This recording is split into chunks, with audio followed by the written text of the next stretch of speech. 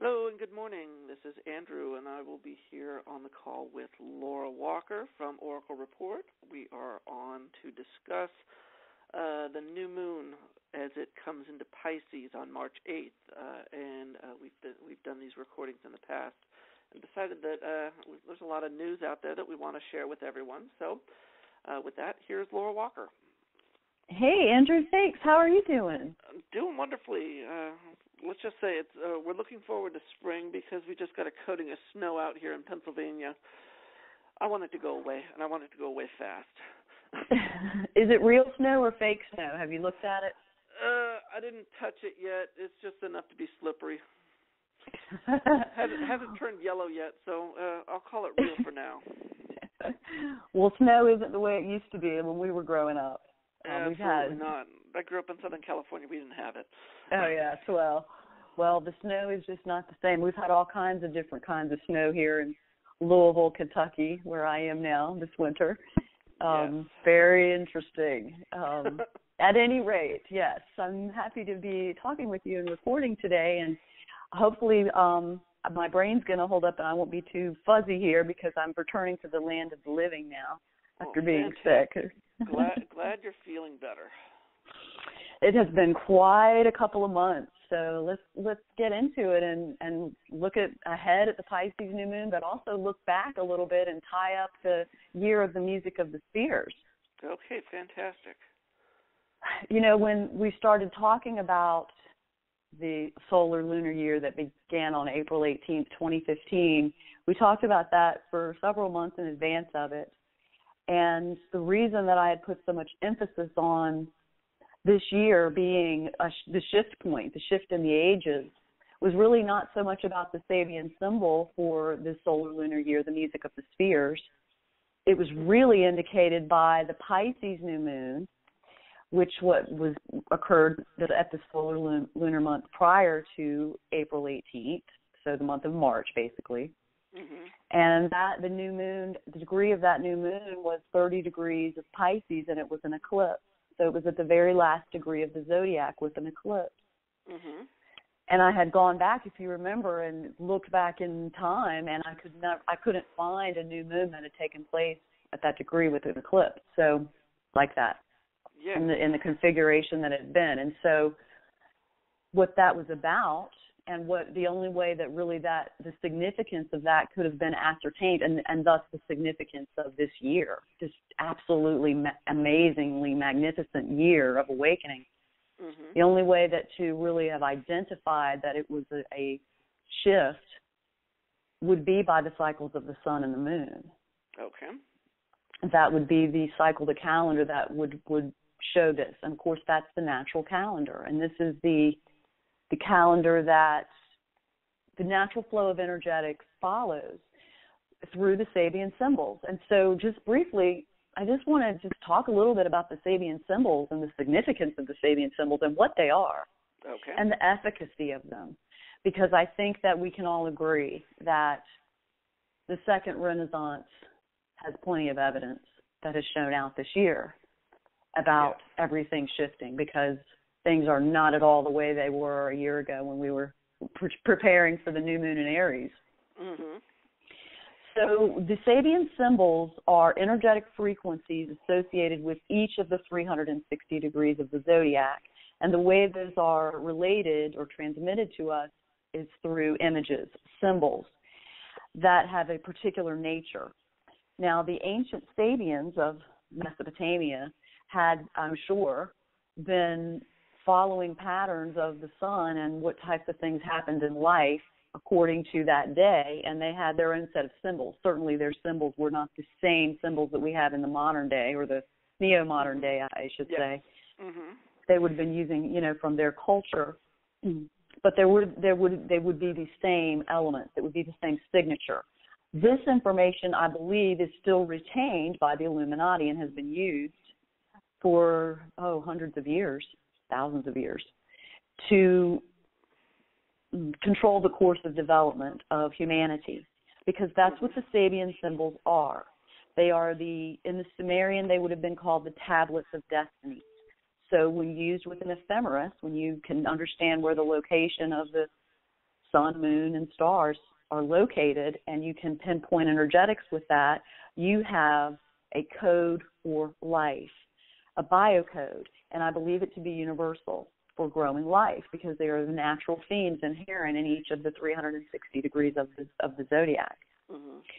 So this year, the music of the spheres, 29 degrees of Aries, was about the recalibration of human consciousness. And so that would be the case any time we would have a new moon in Aries. We would have that month and that year would be about recalibration. This, however, was different because it was a complete recalibration, because it was the beginning of a new circle or a new cycle, because we had come full circle from however long that cycle had been in place, possibly since the beginning of humanity. And so the Sabian symbols are like a cornucopia of information, and you can see how the Illuminati and the Archons would be obsessed by them because it's a code and it is evidentiary. And then when you have that kind of information, it enables you to take power or attempt to take power. And this is why the New World Order agenda has been able to advance to the point that it had. And mind you that I say had, because the power of that, the apex of that power has certainly dissolved. Okay. I've got to say, it's interesting you're talking about this. Over the past few months, I've been reading a lot of Graham Hancock with his most recent book, The Magicians of the Gods, which talks extensively about this historic period with the Sumerians and the Sabians as well. Wow, that's a hot book right now. Details about what they were about, and I'm very interested to actually look into it now more. I'm very interested to read that book, and I hope I have the time to do that very soon. I love his work. Just ask me. I'll share it with you. Okay. So what do we have here? I mean, so we had a year where, I was saying this is it. This is the big year when everything shifts. And things have shifted very dramatically. And this is the beginning of the momentum of the shift into life that is aligned with a value system that is ordered towards goodness and the value of life, not the destruction of life. Mm-hmm. And so we've got something here, don't we? We've got something that we've seen happen before our eyes, that we've witnessed, something very real, and that's really the main point of it. The Sabian symbols, the energetic codes that they describe, are real, and they influence life, and it's information for us to have and to use, and that's what we do here with the Oracle Report. So I just never would have imagined that things would have shifted to the degree that they had. I thought it would have taken a few more years to even get to a couple, I would say, 2 or 3 more years to get to where we are now. Yeah. So it's happening faster is what we can say. And also, we've talked about this all year long about the speed with which coincidences happen, manifestation happens, feedback from within the source field about something you're thinking about. Things are happening very quickly, and they're happening very quickly right now as we're ending this solar lunar cycle of the large white dove bearing a message. So lots and lots of information is coming in. So before we go on to looking at what's going on with the next new moon, the Pisces new moon, let's take a look back and tie up this beautiful music of the spheres with just a little brief overview. So, of course, April 18th, 2015, that was the date. That was the new moon in Aries, and that's when the recalibration began. So what is that, recalibration of human consciousness with the music of the spheres? Well, it's about becoming smarter. It's about awakening and coming into a higher level of consciousness and figuring things out. And so this happens for everybody. Everyone on the planet has been experiencing enlightenment in a massive way this year to take us to a new place. Much of this has been due to the fact that Uranus was in effect with the new moon in Aries in April 2015. And so we know that Uranus puts things the way they need to be. Pluto and Uranus are in a historic square right now. They're 90 degrees apart, and they've been doing that for several months now. And what it's doing is transforming and changing and putting things in proper order. Okay. So we had that recalibration that happened with the new moon in Aries. Now, when we want to look at the evolution of themes and the progression of growth, we look to the cardinal cycles. These are Aries, Cancer, Libra, and Capricorn. And these, if you consider a medicine wheel, these are the 4 cardinal points of the medicine wheel. Interestingly, when you parallel it with an astrology chart, the Aries new moon actually happens where it would look like west. If you looked at north, south, east, and west on a compass, the start is in the west, even though you enter a medicine wheel in the east. Mm-hmm. Okay, in astrology it's counterclockwise. So if you're just picturing this happening in your mind with this medicine wheel, we enter with astrology in the west, and then we go into the south and then to the east and then to the north. Yes. Okay, so like this is the progression of the houses within the wheel. Yeah. Yes, exactly. And you can layer over many types of wheels onto it, which we will do and have a lot of fun with in the future. Okay, so then we switch over, and also let me add that these cardinal points, these are the shifts. They're squares in astrology. So the first quarter solar phase, so the month that is the new moon in Cancer, is the first quarter phase. So we start out at the new moon cycle in Aries, and then we go to Cancer, and we're in the first quarter time of the year, which is about stepping out. Mm-hmm. And so what stepped out with that on July 15th, 2015, was the Sabian symbol for the new moon in Cancer, a woman and 2 men castaways on a small island of the South Seas. This involved a great deal of separation between people, the resonance factor, the resonance principle entering, and things that were not alike or in harmony or functioning at their highest and best level were removed and set apart. There was a separation that happened in consciousness. This ultimately served to bring things back to oneness, I might add, because that's really where we see it happening towards the end of the year here now, end of the solar lunar year. Remember, we're working on the natural cycles of the sun and the moon when we talk about the new moons in this way. Mm-hmm. Okay, so now we come to the next cardinal shift. That would have been the new moon in Libra, and that was the big one. I talked about that a lot. That began on October 12th, 2015. It was at 20 degrees of Libra, which is in opposition to the Eris point, and happened to be the Sabian symbol of a Jewish rabbi performing his duties. And this is when I said that the Cabal, the New World Order, would have their best chance of implementing control systems, and if whatever they could get done during that month would really be the fullest extent of what they could do. They weren't able to do very much of anything in the manifest physical world. Much happened at higher levels of consciousness, however. But a martial law scenario was not forwarded. The stock market did not totally implode. The world economy did not implode. All of that could have easily happened under the old energetics of the old paradigm before the shift of the agers with the music of the spheres on April 18th, 2015. And so at that cycle in Libra in October, everything started coming out into the open. Why? Because it was an activation of the Eris point energy, and the archetypal energy of Eris is about freedom and rebirth and blowing the lid off of anything that is about control and deception and hierarchy. This is why. And so there was a very pronounced time period just before the new moon in Libra, when the balsamic moon phase began. The phase right before that began on October 8th. Mm-hmm. And I've been able, I'm in a rather interesting position doing readings because I'm able to vector patterns. And when I ask people and I see something that, with the potential in their chart, what was going on, did anything happen the first week in October?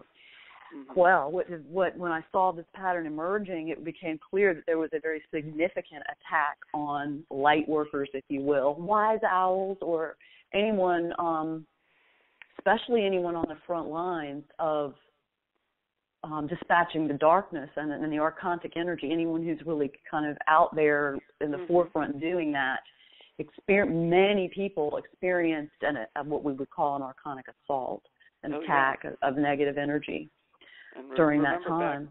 During that time, we were also facing retrogrades like crazy. That's right, we were. And the retrograde was happening at a significant Sabian symbol of a boat landing stands in need of reconstruction. And so this was all about the dissolution of the old and the reconstruction of the new.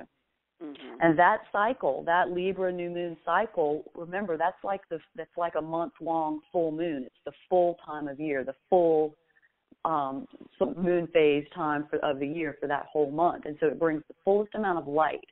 And this is why October is always like the October surprise, and there are always intense energetics that happen during that time. It's because that whole month is like a month-long full moon when things are very jacked up and crazy, you know.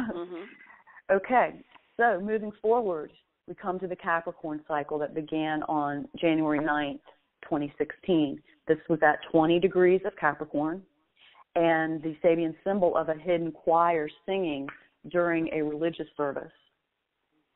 From what I have ascertained from talking with wise owls, readers of Oracle Report, the second week of January and on into the second and third week with a height around January 16th when we had super black moon days that weekend, was Saturday the 16th. Well, what can I say about that? I'm going to record a little message in a bottle around the campfire there about that cycle and about what happened with that event. And just briefly to kind of talk about that before I go into it in any great depth, it was the clash of the Titans. That's the super black moon days that accompanied that time during that Capricorn cycle. And remember, or let me remind everybody, that new moon in Capricorn was conjunct Pluto in Capricorn, about transformation heavily. The hidden choir was the emissaries of Gaia Sophia, the Mahavidyas, the wisdom goddesses, and the emissaries of Thelete, the band of brothers, as I call them, in collaboration with other spiritual forces and elements of humanity, basically performing a harmonic blast. So the hidden choir of higher forces singing was the sonic blast in a religious service to humanity for the recalibration of human consciousness. And what happened at that time, as I witnessed it, because it was quite a weekend, and for me it was 36 straight hours of instruction, download, and participation in this clash of the Titans, and what looked to me like revelations in the Bible, or a Bogdan Ota video, a Romanian composer that I've been rather obsessed with listening to lately. The videos of his song were taken over by a music company, I would suggest, so don't watch the videos if you listen to his music. There's a lot of coding on top of that, but at any rate, it was this classical battle, and almost like in Lord of the Rings, where you're in the movie, you stepped back and you just see one force, a light force, coming one way, and then clashing with it is a dark force. And what happened with this was the chessboard was cleared. I talked about this on Phoenix's show a few days prior, about how this was the higher level spiritual forces were engaged with humanity in collaboration to sweep the field, disempower in a massive way negative archonic forces and their ability to continue mind control programs. And so this was an intense experience for me. Fancy that, right, Laura, having an intense experience. And it took a severe toll on my body, because if you can imagine being in a hyper vigilant state for that period of time, because it was very much like being on guard, being on duty, watchdog. And and in some way participating in this dissolution of that energy was just I've been trying to process it since then and trying to figure out how to talk about it effectively, because it's very important. And probably people can go back and look at what was going on in their life, the first half of the month of January, and see what changed, because momentum was gained. So the hidden choir singing during a religious service, it was behind the scenes. All of this happened behind the scenes, but look at what has happened since then. I mean, truth and love are prevailing. I think we could make a great case with this just with looking at the political scene and how the unification of voices, the hidden choir, a unification of a hidden choir of voices, coming together and not standing for the status quo. Mm-hmm. And now, so we see, that the EU potentially showing signs of cracking and breaking up. Here in the United States, a revolution against the establishment, an anti-establishment grassroots movement. And remember, we had talked about this. It's always going to come from the grassroots, because where it's coming from is the mind of fire. I mean, there's nothing funnier than two of the candidates on each side being complete outsiders between Bernie Sanders and Donald Trump, and frankly doing better than the establishment. And it's kind of an amazing thing to see, and it just irritates the crap out of the cabal. Well, and what it shows is that humanity is not as dumb as the cabal and the archons think they are. We are not. And with this recalibration of consciousness, people are getting smarter. And so people from from diverse ends of the spectrum, seemingly very opposite ends of the spectrum, are actually finding they have a lot more in common. Mm-hmm. This is the way that things will go. This is how Renaissance is built, because we now come together. We come back together and build on our commonalities. It's not about the archons separating and dividing and conquer anymore. That doesn't hold power. Okay, so one of the reasons why Capricorn cycles are so important, because the Capricorn cycle of 2014, if you remember, Andrew, that's when we had the Mahavidya, the wisdom goddess Kali, was on duty that month, and she was sending me a story. The Band of Brothers. Yes. Yes, and which is one of my 4 books in progress. And it was about a bridge in consciousness being built. Now I understand that bridge was to bridge us to this past Capricorn cycle, when this intense clash took place. I have to find a better word for it or a better term than Clash of the Titans, but truly it was, because that month we have Kali is on duty, the leader of the Mahavidyas, and Seth comes on duty, the leader of the emissaries of Selete. And so we have the primary leaders here join forces. With this, what comes from it as far as the archonic retaliation for that is the attack on the will, the attack on human will. And so as a whole, as the archonic forces have been diminished, and as so many of them are breaking ranks and fleeing to the sun for transformation in order to be reborn and to, begin to have an organic human experience, happens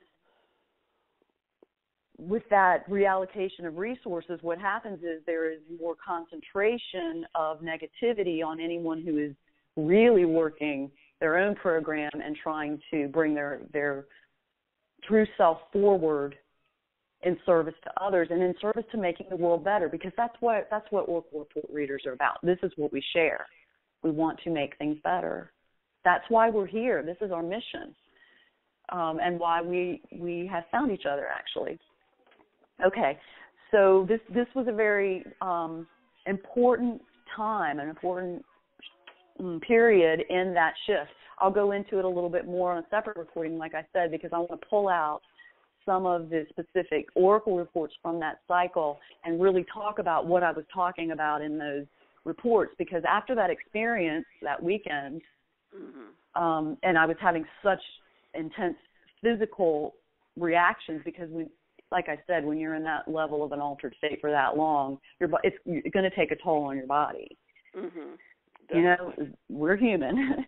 And so a lot of what I was writing in the immediate aftermath of that was from a place that was still in an altered kind of state, and me seeing things from that certain perspective and trying to communicate it, and a lot of it was cryptic. And I want to go back and explain a little bit of it, because it's not cryptic at all, really. Okay, let's move forward now. Next was the Aquarius new moon. That started February 8th, and that's this cycle that we're in now, and the Sabian symbol of a large white dove bearing a message. And we had a lot of bird imagery with this new moon. We had the parrot. Mars was located at a parrot, listening and then talking, repeats a conversation he has overheard. We had the bigger picture involved with the Sabian symbol for the earth of American Indians performing a ritual to the sun. And messages of peace, obviously. We have the Venus was at the new moon in Aquarius, a hidden choir singing during a religious service. So it brought back the Capricorn energetic to some degree.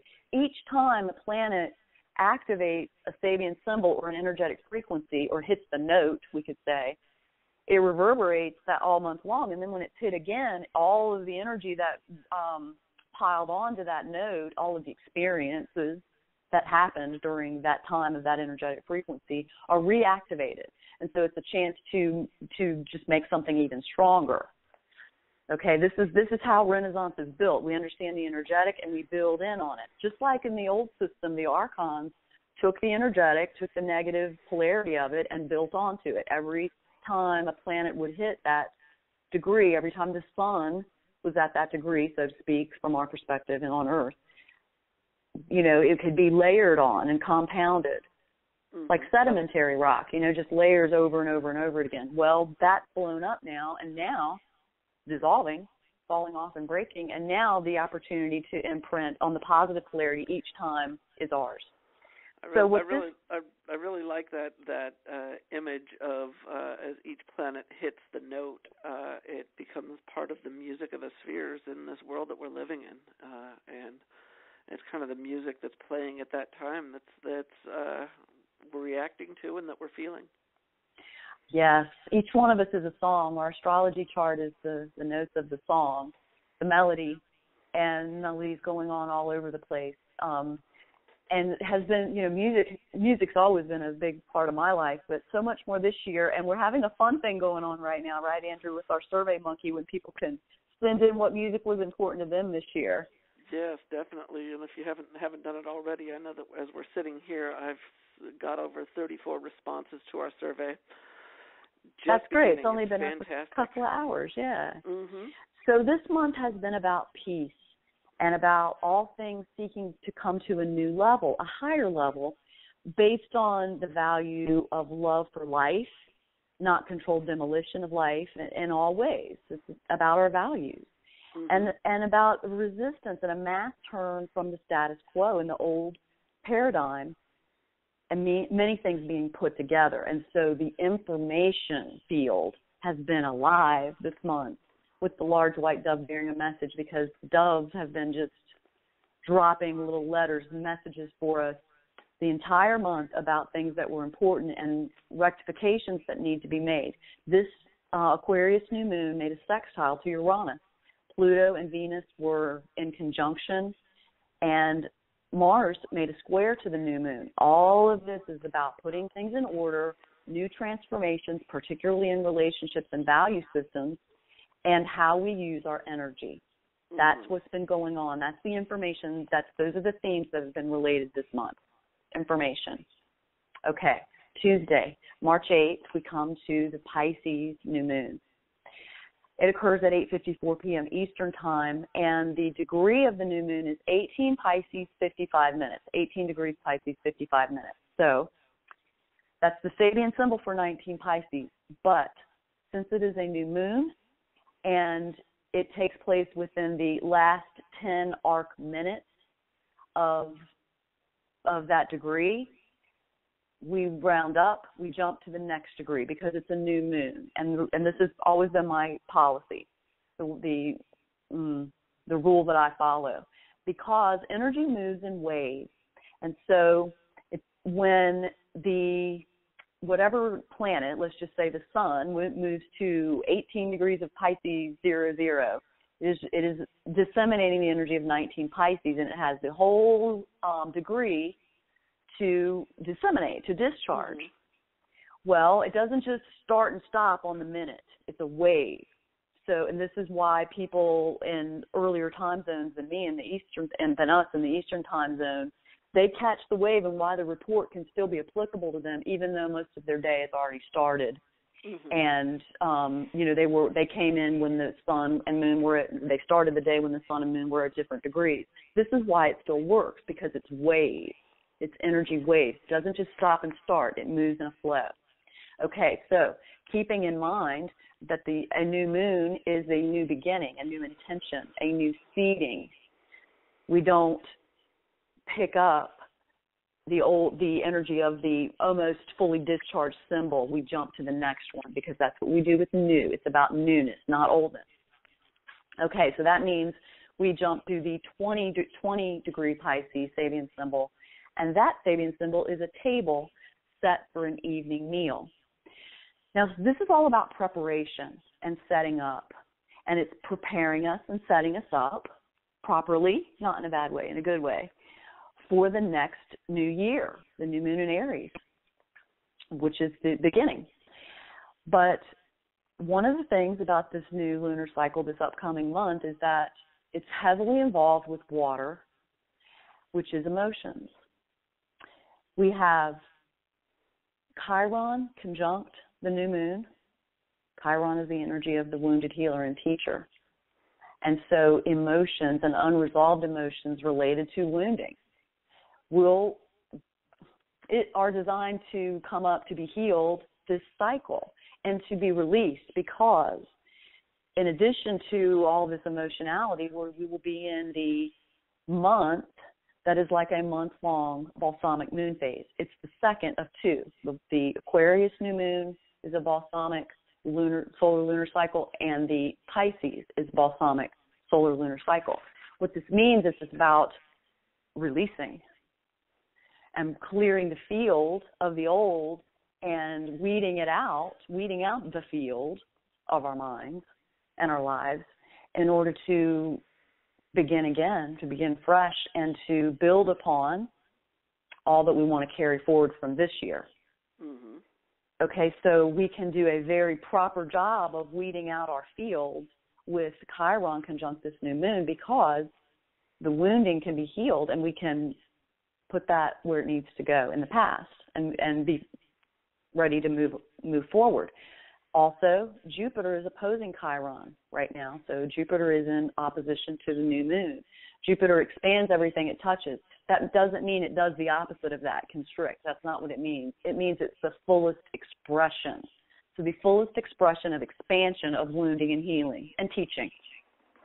We can't forget about the teacher part of Chiron. It's Chiron's favorite part of itself. Okay, so with the new moon in a water sign, with the addition of these Sabian symbols for these planets, Mercury at 8 degrees of Pisces, illuminated by a shaft of light, a large cross, lies on rocks, surrounded by sea and mist. We have Jupiter at a swimming race, so we are immersed in water with that. Mm-hmm. And Venus at a garage man or a mechanic testing a car's battery with a hydrometer about water, mm-hmm. testing our emotions, engaging them. Okay, so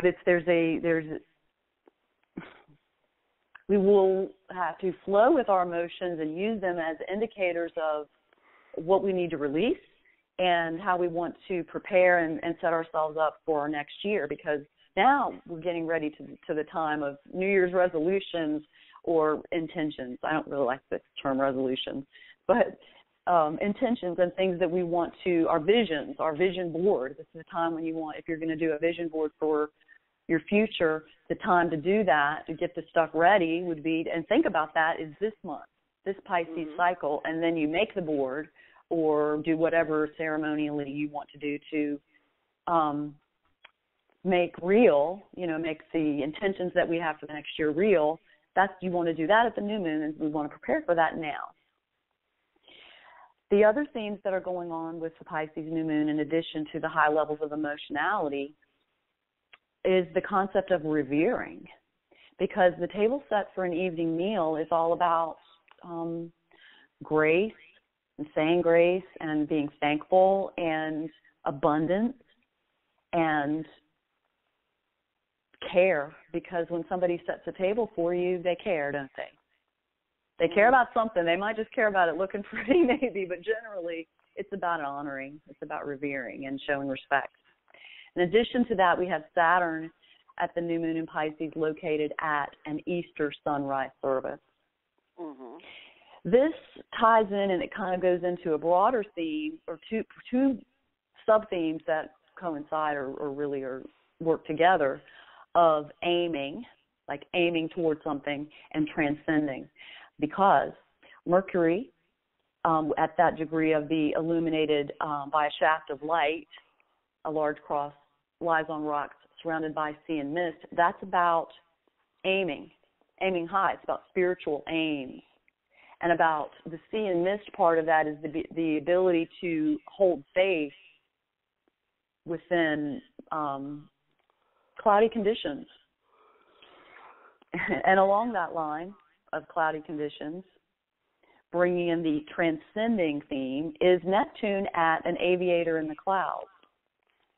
So with an aviator in the clouds has to use instruments, can't rely just on vision. And so our emotions are going to be our instruments that are guiding us and showing us what to revere and be what we're blessed by, and how to prepare for the future and set things up. And the transcending part, rising above it, an aviator in the clouds, in addition to Uranus already beginning to discharge the energy for the new moon, for the new year, the new moon in Aries, the new solar lunar year of the magic carpet of Oriental imagery. Well, why would you need a magic carpet? Because you would need it because it was probably going to be a rocky ride, or you wanted to go above the situation and have an adventure.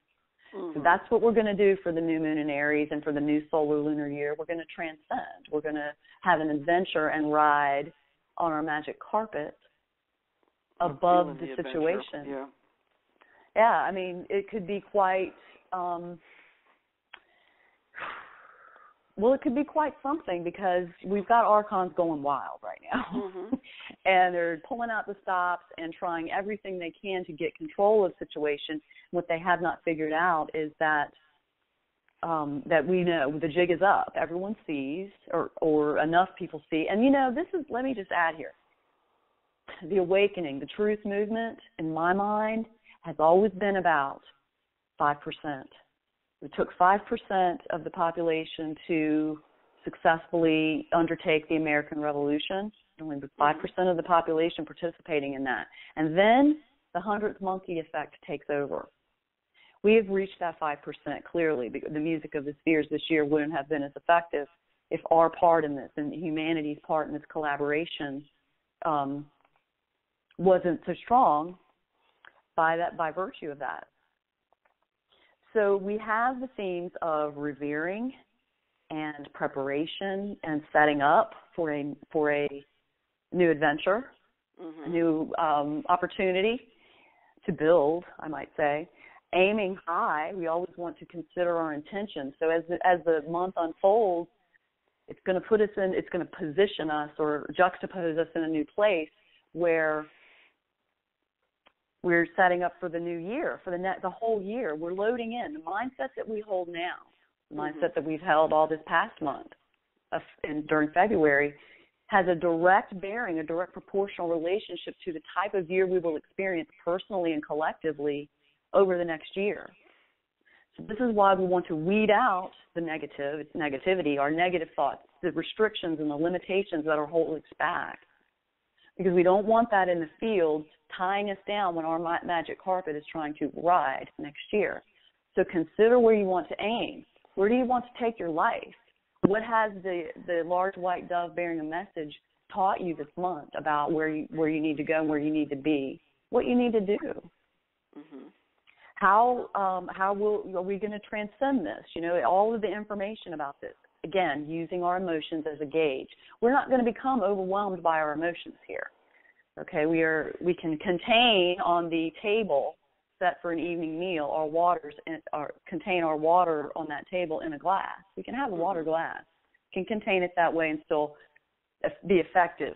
I just want everybody to understand going in advance that it will be most likely rather emotional. We've got some T-squares in place, and there's a lot with that.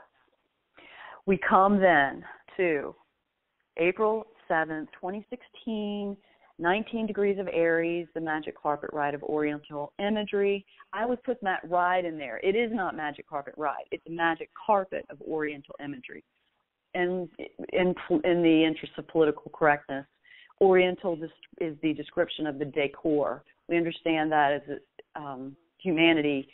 Asian would be the term discussing a person. So, you know, Oriental is just describing this decor. But it does tell us something, right? Because it says that the East is in focus, the Near East, as a matter of fact.